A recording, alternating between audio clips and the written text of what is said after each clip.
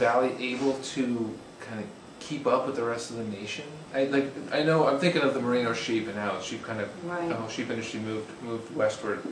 Right. Was the Champlain Valley able to keep up with dairying as long as they kept ahead of this, along with the scientific advancements? Yeah.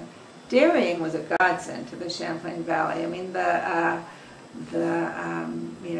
sheep boom of the 1830s and 40s, which was, like the richest time in Vermont's history, and a lot of towns in Vermont, the biggest populations in the richest period before, the last 20, 30 years, were the 1830s and 1840s, when merino sheep were huge. And they certainly would have had some of those in the Champlain Valley as well. Addison County was the biggest county for that, but all up and down the Champlain Valley and in parts of the Connecticut Valley, there were sheep going up the hills and in the valleys.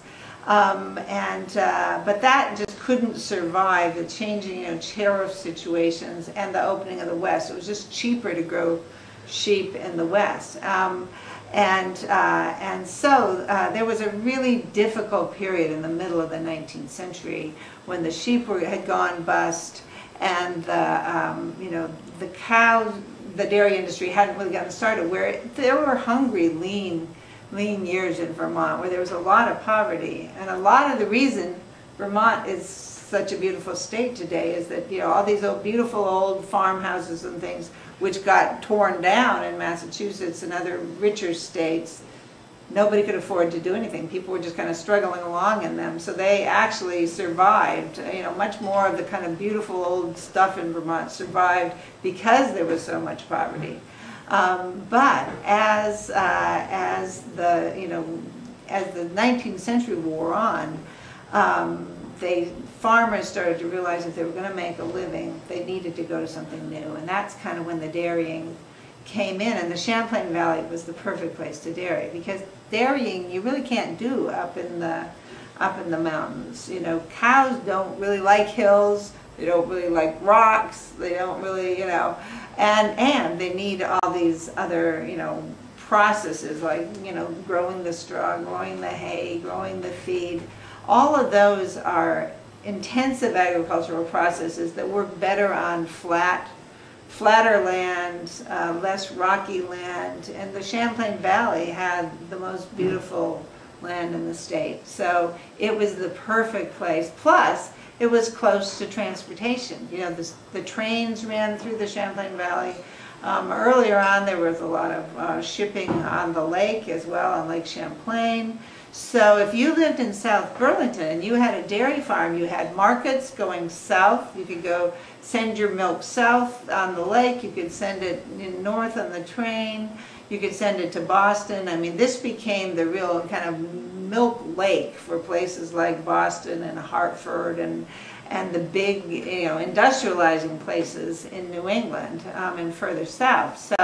So you were in a great position in the Champlain Valley, and that's why these huge creameries started appearing, like in St. Albans, everywhere from St. Albans all the way down the Champlain Valley to Middlebury, with Burlington and South Burlington in between, developed different dairy cooperatives and bottling plants to get the milk to market. So this was a great change, and it brought a lot of money into the Champlain Valley.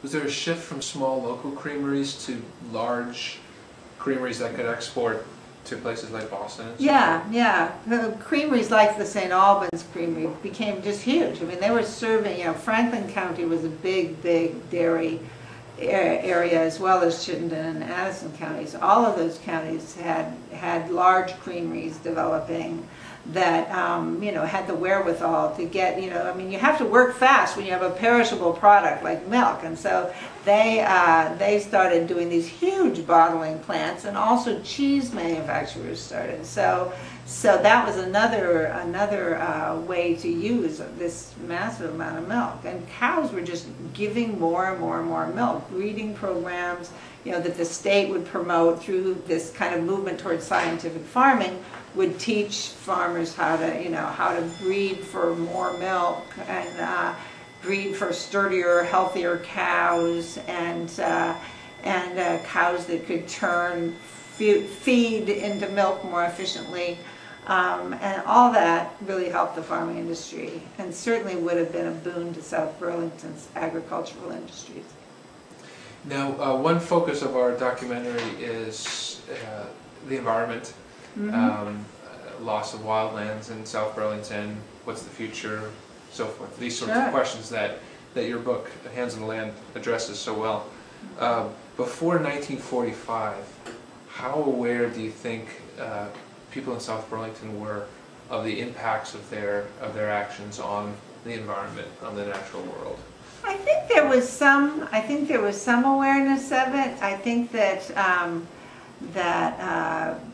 the environment of Vermont had been so ecologically devastated that from the time of the mid-19th century, when George Perkins Marsh, who was from Vermont, was writing about the fact that human beings can destroy the land. That was an idea before the mid-19th century that was completely unheard of. They always thought, no matter what we do, nature just fixes it up.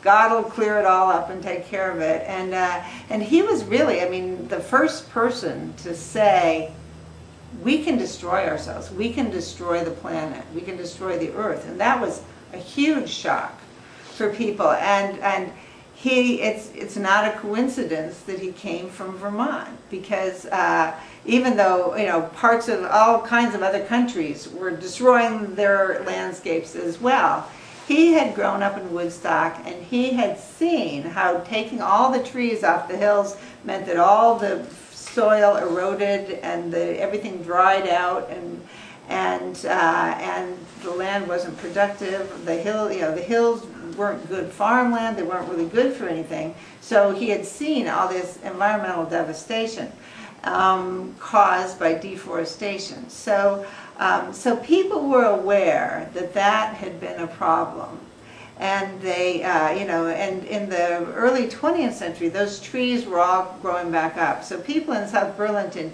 even though it's flatter there, they would have looked up at Mount Mansfield, and they would have seen that the trees were all coming back. And it's interesting, because there was kind of a generation in there that was sad about it, that was kind of nostalgic about it, who would say, oh, all these trees growing up, you used to have these great vistas, and now you can't see anything, and to them, it represented their grandfathers who had fought for their hill farm and then went under. It represented this kind of a huge sense of loss, that the trees coming back mean the farmers have gone away, and that all those people who struggled to keep body and soul together up on the hill farms had not succeeded. So there was kind of a mixed feeling, because on the one hand they knew it was probably for the best that the trees were coming back. On the other, it was kind of there was a sadness about the world that they had tried to build up there that had been lost.